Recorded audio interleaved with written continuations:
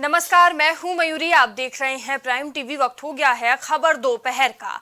हाल ही में हुए घोसी उपचुनाव की हार के बाद अब सत्ताधारी भारतीय जनता पार्टी अब नई रणनीति के तहत ओबीसी और दलित वोट बैंक को साधने की तैयारी में जुट गई है।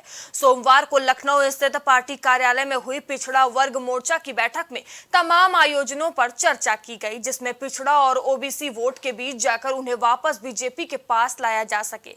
बता दें कि भाजपा पिछड़ा वर्ग के लोगों को जोड़ने के लिए ओबीसी महाकुंभ का आयोजन करने जा रही है। इसमें करीब 2 लाख लोगों को जोड़ने का लक्ष्य रखा गया है। पार्टी के पिछड़े चेहरे यह उम्मीद कर रहे हैं कि इस महाकुंभ में भाजपा चीफ जेपी नड्डा या केंद्रीय गृह मंत्री अमित शाह शामिल हो सकते हैं। इसके अलावा 17 सितंबर यानी कि प्रधानमंत्री नरेंद्र मोदी के जन्मदिन पर मोर्चे द्वारा बाइक रैली निकाली जाएगी। इस रैली में टोली बनाने में ओबीसी के प्रमुख 79 जातियों पर फोकस किया जाएगा। यह टीम घर घर पहुंचकर चुनाव के लिए माहौल तैयार करेगी। तो देखिए, लोकसभा चुनाव को देखते हुए भारतीय जनता पार्टी पूरी तरह से तैयार नजर आ रही है, जहां ओबीसी महाकुंभ का आयोजन किया जा रहा है, जिसमें ओबीसी और पिछड़ों को साधने का प्रयास किया जाएगा। आज एक बड़ी बैठक थी पिछड़ा वर्ग मोर्चे की, क्या कुछ तय हुआ है? बैठक में क्या रूपरेखा रहने वाली है लोकसभा चुनाव के पहले? आज भारतीय जनता पार्टी ओबीसी मोर्चे की प्रदेश कमेटी की बैठक संपन्न हुई। ओबीसी मोर्चे ने फैसला लिया कि 17 सितंबर को उत्तर प्रदेश के सभी 75 जिलों में ओबीसी मोर्चा बाइक रैली निकालकर देश के यशस्वी प्रधानमंत्री नरेंद्र मोदी जी के जन्मदिन पर सेलिब्रेट करेगा। प्रधानमंत्री विश्वकर्मा श्रम योजना के अंतर्गत लाभार्थियों को लाभान्वित करेगा। 24 सितंबर को ओबीसी मोर्चा उत्तर प्रदेश की राजधानी लखनऊ में सोशल मीडिया की वर्कशॉप करके ओबीसी समाज को सोशल मीडिया के माध्यम से जोड़ने के लिए सफल अभियान की शुरुआत करेगा। नवंबर के महीने में ओबीसी मोर्चे के माध्यम से उत्तर प्रदेश के अंदर प्रयागराज में एक बड़ा महाकुंभ मोर्चे के द्वारा किया जाना है, जिसमें लाखों ओबीसी समाज को जुटाने का लक्ष्य मोर्चे ने रखा है। तो देखिए, हाल ही में हुए घोसी उपचुनाव की हार के बाद अब सत्ताधारी भारतीय जनता पार्टी अब कोई भी कसर नहीं छोड़ना चाहती। नई रणनीति के तहत ओबीसी और दलित वोट बैंक को अपने पाले में करने के लिए भरपूर तैयारियां की जा रही हैं, जिसको लेकर बता दें कि कल लखनऊ स्थित पार्टी कार्यालय में पिछड़ा वर्ग मोर्चा की बैठक भी हुई। तो वहीं अब बीजेपी ओबीसी महाकुंभ का आयोजन करने जा रही है, जिसमें ओबीसी और दलित वोट बैंक को साधने का पूरा प्रयास किया जाएगा। तो पिछड़ों को जोड़ने के लिए कवायद तेज कर दी गई है। बता दें कि महाकुंभ का आयोजन किया जा रहा है। ये ओबीसी महाकुंभ प्रयागराज से शुरू होगी। हाल ही में हुए घोसी उपचुनाव की हार के बाद अब सत्ताधारी भारतीय जनता पार्टी अब कोई भी कसर नहीं छोड़ना चाहती। लगातार नई रणनीति पर काम किया जा रहा है। वहीं अब ओबीसी और दलित वोट बैंक को साधने का और अपने पाले में करने का पूरा प्रयास करती भारतीय जनता पार्टी नजर आ रही है। वहीं प्रयागराज से ओबीसी महाकुंभ के कार्यक्रम का आयोजन किया जाएगा, जिसमें तमाम बड़े चेहरे भी शामिल हो सकते हैं। वहीं 17 सितंबर यानी कि प्रधानमंत्री मोदी के जन्मदिन के अवसर पर भी तमाम कार्यक्रम किए जाएंगे। पिछड़ों को जोड़ने के लिए कवायद तेज कर दी गई है। बता दें कि कहीं ना कहीं चुनाव में ये पिछड़े अहम भूमिका निभाते हैं और इन्हीं को देखते हुए भारतीय जनता पार्टी कोई भी कसर छोड़ती हुई नजर नहीं आ रही है। वहीं प्रयागराज से ओबीसी महाकुंभ का आयोजन करने जा रही है भारतीय जनता पार्टी, जिसके लिए एक नई रणनीति, नई योजना बनाई गई है।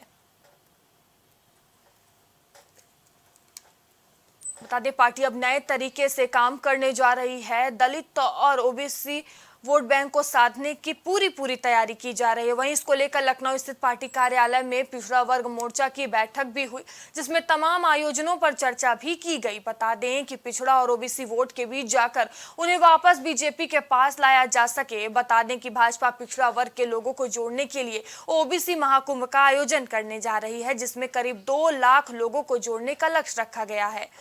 और इस खबर पर अधिक जानकारी के साथ हमारे सहयोगी गौरव श्रीवास्तव हमसे जुड़ चुके हैं। गौरव, देखिए, पिछड़ों को जोड़ने के लिए बीजेपी ओबीसी महाकुंभ करने जा रही है, क्या कुछ रणनीति बनाई जा रही है?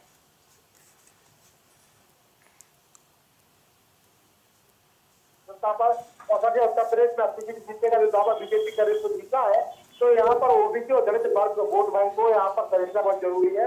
और जिस तरह से घोषित चुनाव के परिणाम बीजेपी के सामने आए हैं, उससे बीजेपी कहीं ना कहीं यहाँ पर सबक ले रही है और देख रही है कि अगर ये वोट बैंक हमारे यहाँ से खटक गया तो जो 80 सीट जीतने का दावा उत्तर प्रदेश में करने गए दावा पूरा नहीं हो सकेगा। उसके बीजेपी दोबारा नए तरीके से यहाँ पर दलित वर्ग और ओबीसी वर्ग को अपने पक्ष में करने का प्रयास कर रही है, क्योंकि अगर हम बात करें करने का प्रयास कर रही है, क्योंकि अगर हम बात करें तो पिछले कई चुनावों से बीजेपी के साथ ये वोट नजर आता रहा है। पर चूंकि 24 चुनाव महत्वपूर्ण है, यहाँ पर कोई भी कुकसर नहीं होनी छोड़नी चाहिए और यहाँ यही कवायद बीजेपी द्वारा लगातार चल रही है। और इसके तहत यहाँ पर यह भी कहा जा रहा है कि आने वाले समय में एक ओबीसी महाकुंभ भी आयोजित किया जाएगा। इसके अलावा आगामी 17 सितंबर को प्रधानमंत्री नरेंद्र मोदी का जन्मदिन होता है, उस दिन एक ओबीसी के माध्यम से एक बाइक रैली भी निकाली जाएगी। कुल मिलाकर यहाँ पर ओबीसी वर्ग को सहेजने की तैयारी चल रही है और इसके तमाम तरह के कार्यक्रम आने वाले समय में आपको दिखने नजर आएंगे। गौरव, देखिए, अगर घोसी उपचुनाव की बात करें तो वहां भी भारतीय जनता पार्टी ने पिछड़ा वर्ग और दलित को साधने का पूरा प्रयास किया, लेकिन वो समर्थन नहीं मिल पाया जो मिलना चाहिए था। तो भारतीय जनता पार्टी से क्या कमी रह गई, क्या चूक रह गई? देखिए मयूरी, अगर हम घोषित चुनाव की बात करें तो घोषित चुनाव में तमाम तरह के जो समीकरण है वो यहाँ पर गलत साबित हुए, क्योंकि यहाँ पर अगर केवल हम ये बात देखें कि बीजेपी के नाम पर यहाँ वोट मिल जाएगा तो कहीं ना कहीं यहाँ पर ही गलत हुआ है। दारा सिंह चौहान जो पहले बीजेपी में थे, उसका समाजवादी पार्टी में चले गए, उसका दोबारा बीजेपी में आएगा, उसका उनको तुरंत टिकट दे दिया गया। तो कहीं ना कहीं आंतरिक कलह भी वहाँ पर नजर आई थी कि आंतरिक कलह कि अभी हाल में ही चले गए थे, फिर छोड़ के पार्टी में आ गए, फिर उनको टिकट दे दिया गया। तो आंतरिक कलह भी इसका मुख्य कारण है। इसके अलावा अगर हम बात करें तो दारा सिंह चौहान को लोगों ने कहा कि एक दल बदलते रहते हैं, ये दल बदलू व्यक्तित्व के धनी है, तो कहीं ना कहीं इसको लेकर भी लोगों के मन में जो विचार थे वो उनके अंगेज के उनके विरोध में गए। वो सारे यही कारण रहा कि बीजेपी वहाँ पर हार गई है, क्योंकि बीजेपी लगातार तमाम चुनाव में मेहनत करते हुए यहाँ भी मेहनत की गई थी। तमाम बड़े नाम वहाँ पर जाए थे, लंगर जमाए हुए थे, डेरा डाले हुए थे जिताने के लिए, और बहुत साख वाला चुनाव था। पर यहाँ पर जिस तरह से दारा सिंह चौहान के नाम को लेकर लोगों में विरोध था, आंतरिक कलह थी, शायद यही कारण रहा है कि इस वर्ग ने दारा सिंह चौहान के नाम पर वोट नहीं दिया और बीजेपी को यहाँ पर हार का सामना करना पड़ा। 42,000 से ज़्यादा वोट से हारे हैं। कहीं ना कहीं यहाँ पर चिंता का विषय, सबक का विषय, साथ ही साथ यहाँ पर गंभीरता से मंथन भी करना होगा कि अगर ये वोट बैंक हमारे यहाँ से सकता है तो एक बड़ी चुनौती हो जाएगी। और मेरे ख्याल से जो 80 सीट जीतने का दावा बीजेपी कर रही है उसको भी यहाँ पर खासा धक्का लगेगा अगर ये वर्ग यहाँ पर छोड़ के चला जाता है। गौरव, देखिए, ओबीसी महाकुंभ को सफल बनाने के लिए इसमें करीब 2 लाख लोगों को जोड़ने का लक्ष्य रखा गया है। इसके लिए क्या तैयारियां, क्या रणनीति बनाई गई है? देखिए, यहाँ पर तैयारियां की अगर बात करें मयूरी, तो बीजेपी 24 घंटे चुनावी मोड में रहने वाली पार्टी, संगठन में लगातार मेहनत होती रहती है। बड़ा संगठन है, विश्व की सबसे बड़ी पार्टी है, तो यहाँ पर जो पदाधिकारी है बहुत सारे, कार्यकर्ता बहुत सारे हैं। कोई भी कार्यक्रम होता है बेहतर तरीके पर होता है। और यहाँ पर अगर 2 लाख लोगों को ओबीसी महाकुंभ में जोड़ने की बात चल रही है तो निश्चित रूप से यहाँ जिम्मेदारियाँ दे दी जाएंगी और बताया जाए किस तरह काम करना है। और बड़ा लक्ष्य इनके लिए नहीं है, पर यहाँ पर बड़ा लक्ष्य यहाँ पर ये होने वाला है कि 2 लाख जुड़ेंगे और 2 लाख लोग कितने सक्रिय रहेंगे और कितना बीजेपी के साथ देंगे, ये भी अहम कड़ी है। और इस वोट वर्ग के ऊपर सभी लोग अपनी अपनी सेंध लगा रहे हैं, इसको बचाए रखना बीजेपी के लिए फिलहाल सबसे बड़ी चुनौती नजर आ रही है। गौरव, इस महाकुंभ में कौन प्रमुख चेहरे शामिल हो सकते हैं? देखिए, अगर ओबीसी वर्ग की बात करें, तमाम बड़े नाम है बीजेपी के पास। अगर हम बात करें तो स्वतंत्र सिंह जो पहले प्रदेश अध्यक्ष रहे और वर्तमान में सिंचाई मंत्री हैं, भूपेंद्र चौधरी की बात करें, धर्मपाल सिंह जो संगठन मंत्री, वो भी ओबीसी वर्ग से आते हैं। तो तमाम बड़े नाम बीजेपी के पास है। तो यहाँ पर बीजेपी प्रयास यही रहेगा। केशव प्रसाद मौर्य की बात करें, वो ओबीसी वर्ग से आते हैं। तो बीजेपी तमाम ऐसे नाम है जो इस वर्ग से आते हैं। अब वो नाम यहाँ पर जनता के बीच में, इस वर्ग के बीच में अपने आप को स्थायित्व रखते हुए अपने पक्ष में करने की कवायद में कहाँ तक सफल होते हैं, ये महत्वपूर्ण बात होगी। ये वर्ग बीजेपी के साथ रहा है, अभी भी है, पर ये 24 चुनाव तक सहेज कर रखना ये बड़ी चुनौती मयूरी यहाँ पर है। और इसलिए बीजेपी तमाम कार्यक्रम के माध्यम से इस वर्ग को लुभाने का प्रयास, साधने का प्रयास करती नजर आ रही है। गौरव, देखिए, 17 सितंबर यानी कि प्रधानमंत्री नरेंद्र मोदी का जन्मदिन, ये भी जानकारी सामने आ रही है कि उस दिन भी तमाम कार्यक्रम किए जाएंगे। कौन कौन से कार्यक्रम का आयोजन किया जाएगा? देखिए, कार्यक्रम की बात करें मयूरी, तो तमाम कार्यक्रम यहाँ पर आयोजित करने की बात हो रही है। हालांकि बाइक रैली की बात यहाँ पर सामने आ रही है कि बाइक रैली यहाँ निकाली जाएगी ओबीसी वर्ग के लिए। और इसके अलावा सम्मेलन भी यहाँ पर हो सकते हैं। प्रधानमंत्री जन्मदिन हमेशा से बड़े धूमधाम से मनाया जाता है। केंद्र में सरकार, उत्तर प्रदेश में सरकार है, 37 साल पुराने मिटक को तोड़कर यहाँ पर योगी सरकार दोबारा काबिज है, तो कहीं ना कहीं यहाँ पर बड़े स्तर पर काम होंगे और तमाम कार्यक्रम के माध्यम से केवल एक ही चर्चा यहाँ पर होगी, इस वोट वर्ग को कैसे साधा जाए। इसके अलावा जो अन्य वोट वर्ग हैं उनको भी साधने का प्रयास लगातार होता रहेगा। फिलहाल आने वाले समय में इस तरह के तमाम कार्यक्रम हमको देखने मिल जाएंगे, क्योंकि हमने देखा है कि सम्मेलन के माध्यम से, रैली के माध्यम से, जनसभा के माध्यम से बीजेपी पिछले 5 चुनाव जीतती चली आ रही है। चाहे 14 चुनाव की बात करें, चाहे 17 चुनाव की बात करें, चाहे 19 चुनाव की बात करें, चाहे 22 चुनाव की बात करें, चाहे निकाय चुनाव की बात करें। जी धन्यवाद गौरव, हमसे जुड़ने के लिए, तमाम जानकारियों के लिए। देखिए, लगातार पिछड़े और दलितों को साधने का प्रयास भारतीय जनता पार्टी करते हुए नजर आ रही है और इसी को लेकर अब प्रयागराज से ओबीसी महाकुंभ की शुरुआत भारतीय जनता पार्टी करने जा रही है। घोसी विधानसभा सीट पर हुए उपचुनाव में मिली जीत से उत्साह के रथ पर सवार समाजवादी पार्टी 2024 लोकसभा चुनाव की तैयारियों में और तेजी से जुट गई है। पार्टी अपने कार्यकर्ता प्रशिक्षण शिविर की श्रृंखला को और आगे बढ़ाएगी। इसी कड़ी में 5 और 6 अक्टूबर को सपा का अगला लोक जागरण अभियान प्रशिक्षण शिविर प्रतापगढ़ में तय किया गया है। सपा मुखिया अखिलेश यादव के साथ शिवपाल यादव, नरेश उत्तम पटेल, इंद्रजीत सरोज सहित पार्टी के प्रमुख चेहरे इसमें मौजूद रहेंगे। सपा ने जमीनी स्तर तक संगठन को एक्टिव करने, फीडबैक लेने और नेतृत्व के जमीनी संवाद के लिए हर जिले में कार्यकर्ता प्रशिक्षण शिविर की योजना बनाई है। इसकी शुरुआत जून के पहले सप्ताह में खीरी से हुई थी। इसके बाद पार्टी ने सीतापुर, बांदा, चित्रकूट आदि जिलों में इसका आयोजन किया। अब इसका अगला पड़ाव प्रतापगढ़ तय किया गया है। तो देखिए, समाजवादी पार्टी ने भी कवायद तेज कर दी है। और इस खबर पर अधिक जानकारी के साथ हमारे सहयोगी विवांशु हमसे जुड़ चुके हैं। विवांशु, देखिए, घोसी उपचुनाव की जंग जीतने के बाद अब सपा की नजर प्रतापगढ़ पर है। क्या कुछ योजना बनाई जा रही है समाजवादी पार्टी की तरफ से? जी बिल्कुल, मैं आपको बता दें कि 2024 की तैयारियों को लेकर जहां सभी दल अपने कार्यक्रम से चुनाव को वहां तक अपने प्रयास पे करने का प्रयास कर रहे हैं, वही समाजवादी पार्टी का कहीं देखा जाए तो कार्यकर्ताओं का प्रशिक्षण शिविर नैमित से शुरू होता है। नैमित धाम से शुरुआत के बाद से कहीं ना कहीं ये यात्रा खीरी जाती है, खीरी के बाद सीतापुर जाता है, सीतापुर के ठीक बाद बुंदेलखंड केंद्र में जाता है। बुंदेला सभा को कहीं ना कहीं अपनी तरफ करने के लिए हर एक मुमकिन प्रयास कर रहा है। तो वही हम बात की जाए तो प्रशिक्षण शिविर का आयोजन अब पूर्वांचल में शेड्यूल किया गया है। आगामी 4 और 5 अक्टूबर को पूर्वांचल के प्रतापगढ़ के अंदर में प्रशिक्षण शिविर का आयोजन होगा। साथ ही साथ लोक जागरण यात्रा भी कहीं ना कहीं निकाली जाएगी। अगर बात की जाए तो ये क्षेत्र के अंदर में कहीं ना कहीं जनसत्ता के संस्थापक राजा भैया का क्षेत्र है। साथ ही साथ 2022 के चुनाव के अंदर में आपने देखा कि समाजवादी पार्टी की तरफ से उत्तम यादव को राजा भैया के विपक्ष में उतार कर समाजवादी पार्टी में दमखम के साथ ये सीट अपने पाले में करना चाहती थी, मगर कहीं ना कहीं देखे तो राजा भैया एक बार फिर इस सीट को जीत कर और अपने पाले में इस सीट को किए थे। उसके ठीक बाद से अगर बात की जाए तो समाजवादी पार्टी को जो वोट बैंक वहां से मिला था, जिन मतदाताओं ने विश्वास जताया था, उनको फिर एक बार फिर लोकसभा चुनाव में अपनी तरफ करने के लिए कहीं ना कहीं कार्यकर्ताओं का प्रशिक्षण शिविर आयोजन कर रही है।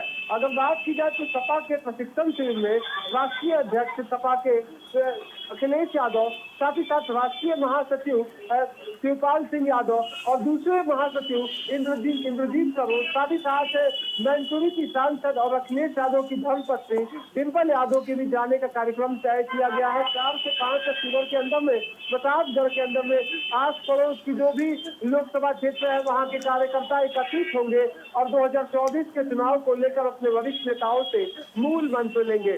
साथ ही आपको बता दें कि कार्यकर्ताओं को प्रशिक्षण शिविर के अंदर में आपने देखा कि वोट बैंक जो है समाजवादी पार्टी का, उसको खासा ध्यान रखने कैसे उनको पाले में करना है। साथ ही साथ जो नाम काटे गए हैं मतदाता सूची से, उनको कैसे वापस जोड़ना है। साथ ही साथ मतदाता सूची पर नाम न काटे जाए, इस पर ध्यान आकर्षित करने को लेकर सपा के केंद्रीय नेतृत्व शीर्ष नेतृत्व की तरफ से जाने है कहीं ना कहीं निर्देश जारी हो चुका है। देखने की बात ये होगी कि अब कहीं ना कहीं ये यात्रा पश्चिम में से होकर और अब पूर्वांचल की धरती पे जा रही है, तो किस तरह से इस यात्रा को अखिलेश यादव करते हैं, कार्यकर्ताओं को क्या निर्देश देते हैं, वो 4 से 5 अक्टूबर को साफ होगा। जी विवांशु, देखिए, प्रतापगढ़ राजा भैया का गढ़ माना जाता है, तो समाजवादी पार्टी के लिए कितनी बड़ी चुनौती होगी, वहां किन किन मुद्दों को उठा सकते हैं? जी बिल्कुल, अगर बात की जाए तो आपने देखा था कि विधानसभा के अंदर में कहीं ना कहीं एक स्लोगन चला था कि कुंडा के अंदर में सपा कुंडी लगाएगी। उसमें कहीं ना कहीं सपा अपने जो मंसूबे थे उसमें कामयाब नहीं हुई, मगर लोकसभा चुनाव को लेकर समाजवादी पार्टी क्योंकि प्रतापगढ़ के अंदर में आस पड़ोस के जो क्षेत्र है, चाहे बात की जाए सुल्तानपुर हो, चाहे बात की जाए रायबरेली हो, चाहे बात की जाए अमेठी हो, चाहे पीलीभीत हो, इन तमाम क्षेत्रों में समाजवादी पार्टी कहीं ना कहीं लोकसभा चुनाव के अंदर में अपनी मजबूती दावेदारी पेश करने को लेकर कहीं ना कहीं काम कर सकती है और कार्यकर्ताओं को उचित दिशा निर्देश दे सकती है। साथ ही साथ सपा अब राजा भैया के गढ़ में अपने प्रशिक्षण शिविर को लगाकर और आगामी लोकसभा चुनाव में जो विधानसभा वार स्थिति देखने को मिली उससे बेहतर रिजल्ट लाने की अपेक्षा लगाकर बैठी है। अब देखने वाली बात यह होगी कि क्या राजा भैया के गढ़ में समाजवादी पार्टी अपना जिस कुंडे की बात करती, क्या वो कुंडा लगाएगी या नहीं, ये तो लोकसभा चुनाव के नतीजों की बात साफ होगा। मगर घोसी और साथ ही साथ मैनपुरी में मिली जीत के बाद से समाजवादी पार्टी के पदाधिकारी और कार्यकर्ताओं के हौसले बुलंद है। विवांशु, जिस तरह समाजवादी पार्टी जमीनी स्तर पर संगठन को मजबूत करती हुई नजर आ रही है, लगातार कवायद तेज कर दी गई है, इससे कितना फायदा समाजवादी पार्टी को मिल सकता है? जी बिल्कुल, अगर बात की जाए तो समाजवादी पार्टी के राष्ट्रीय महासचिव शिवपाल यादव की पार्टी में वापसी होने के बाद से जो एक उनके भतीजे अखिलेश यादव को एक मजबूती मिली है, जिसका नतीजा है कि कार्यकर्ता आज कहीं न कहीं प्रदेश के अंदर में उनके अंदर एक अलग उत्साह है, उमंग है। साथ ही साथ मैनपुरी और अगर बात की जाए तो घोसी के उपचुनाव में जिस तरह से जिस मार्जिन के साथ सपा जीती है, उससे निश्चित तौर पर समाजवादी पार्टी के हौसले बुलंद हुए हैं। अब देखने वाली बात ये होगी कि क्या शिवपाल यादव को कोई प्रमोशन दिया जाता है या नहीं, क्योंकि मैनपुरी और घोसी उपचुनाव में शिवपाल यादव नायक बनकर साबित हुए थे और प्रशिक्षण शिविर के अंदर में भी अगर बात की जाए तो जहां भी प्रशिक्षण शिविर जिन 4 जगहों पर सपा ने लगाया है उसमें कहीं ना कहीं अगुवाई जो है वो शिवपाल यादव करते हुए नजर आए हैं। अब देखने वाली बात यह होगी कि प्रतापगढ़ के अंदर में स्थिति क्या रहती है। जी धन्यवाद विधानसभा से जुड़ने के लिए तमाम जानकारियों के लिए। तो देखिए 2024 की बारी है और समाजवादी पार्टी की फुल तैयारी नजर आ रही है। लगातार कवायद तेज की जा रही है। 5 और 6 अक्टूबर को प्रतापगढ़ में कार्यक्रम किए जाएंगे। फिलहाल खबर दोपहर में अभी के लिए इतना ही। देश दुनिया की तमाम खबरों के लिए बने रहिए प्राइम टीवी के साथ। नमस्कार।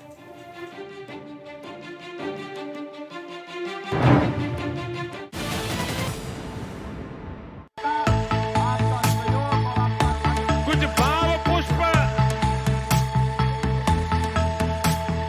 आप देख रहे हैं प्राइम टीवी, सच